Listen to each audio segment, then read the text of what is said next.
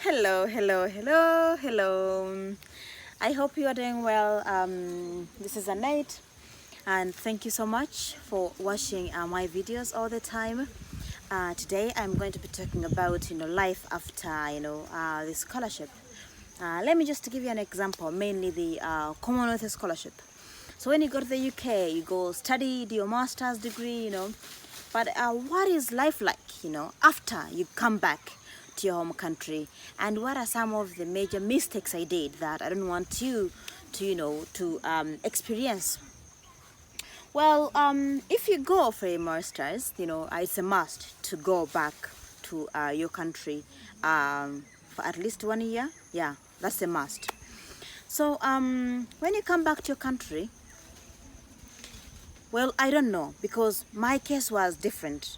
I had never worked before, so I didn't have any really, like experience, in terms of working from my home country. That's Uganda, because right after my bachelor's, I went to the UK on the Commonwealth scholarship.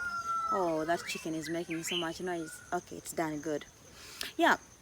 So a person who is coming from their home country, with some work experience, I think life can be a little bit easier in terms of looking for a job.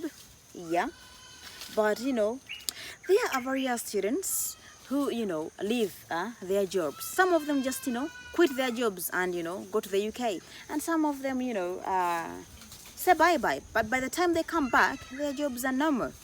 So what am I trying to tell you?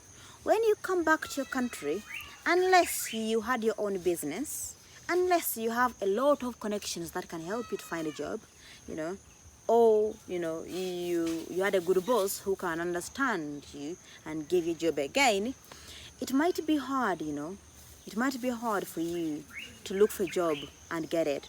And considering this pandemic, most of the things were disorganized.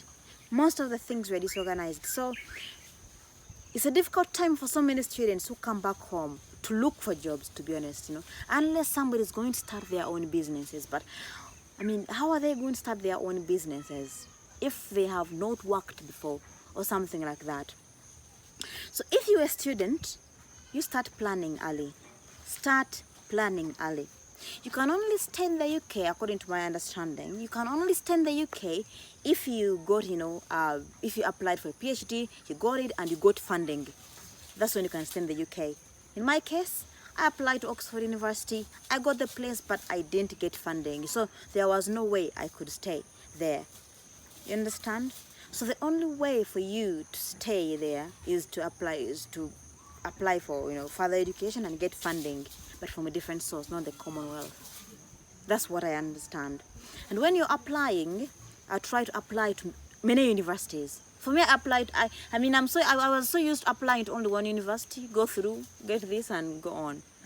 Yeah, so apply to as many universities as you can. I had friends who told me, and I had applied on other universities, and I was like, oh, I don't like applying to so many universities. It's so hectic. Yeah, so try to apply to as many universities as you can. Yeah, it's good to apply to to both the universities, and also try to apply for jobs in your home country. When you come back to your home country, things are not that easy. Yeah, things are not that easy.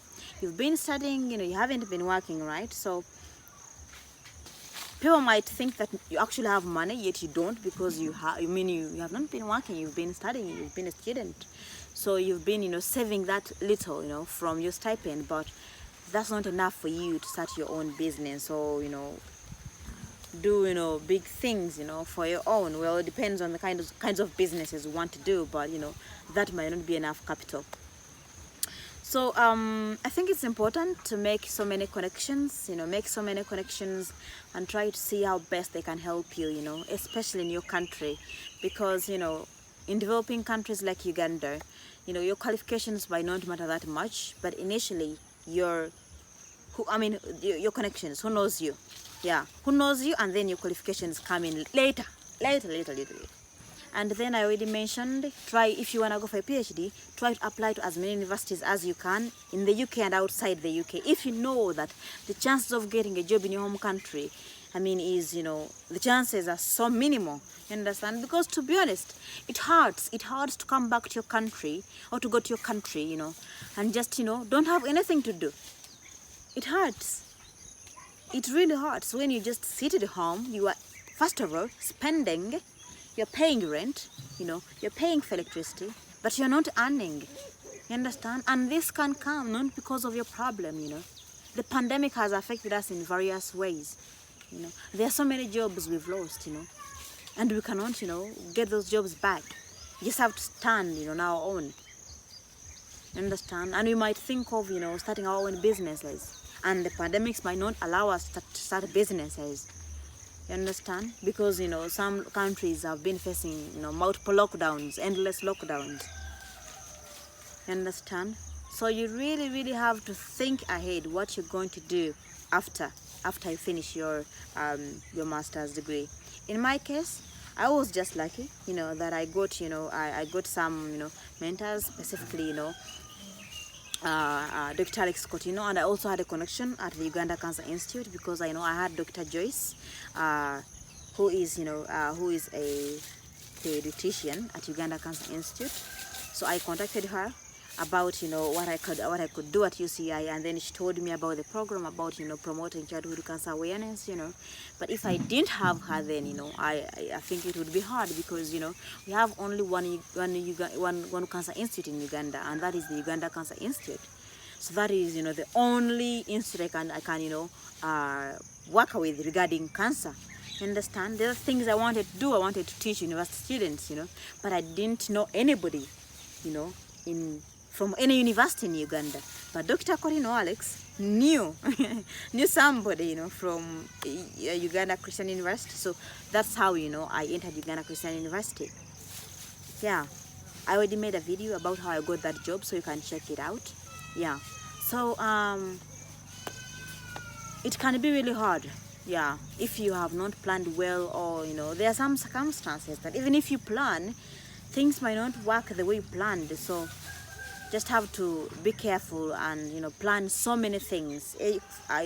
Education opportunities, and then jobs, in your country, and then maybe various things you can do. But I'm telling you, if you don't own your business, that you're coming back to work on it, or to further do that, you come back to your country to look for a job, don't expect things to be easy. Yeah, especially in developing countries, things are not that easy. So be extremely careful, extremely careful. There are so many students who go abroad and come back here, and fail to get something to do. Their jobs were given out already, and even if they apply, the people they work with, they see them as threats. You understand? So you really have to be careful. So I don't know if I'll be able to get some people to tell us their experiences, but to be honest, if something fails, it's okay. Don't get so discouraged. Yeah, don't feel so bad, because there are so many people who are not really empathetic enough, or people who don't wish you well, that when they see you at your home seated, they start saying, oh well, she's at her home, she even went abroad, but she's at her home, what is she doing there? Well, they went to the university, but she has nothing to do. You understand? There are so many people who just want to come to you and just transfer the negativity to you. You understand? But if you find that there are people who are like that, try as much as you can to avoid them. Avoid them, and just be positive and try your best, because this thing can only be initiated by you.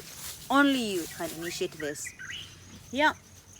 And then yeah, that's all I can say.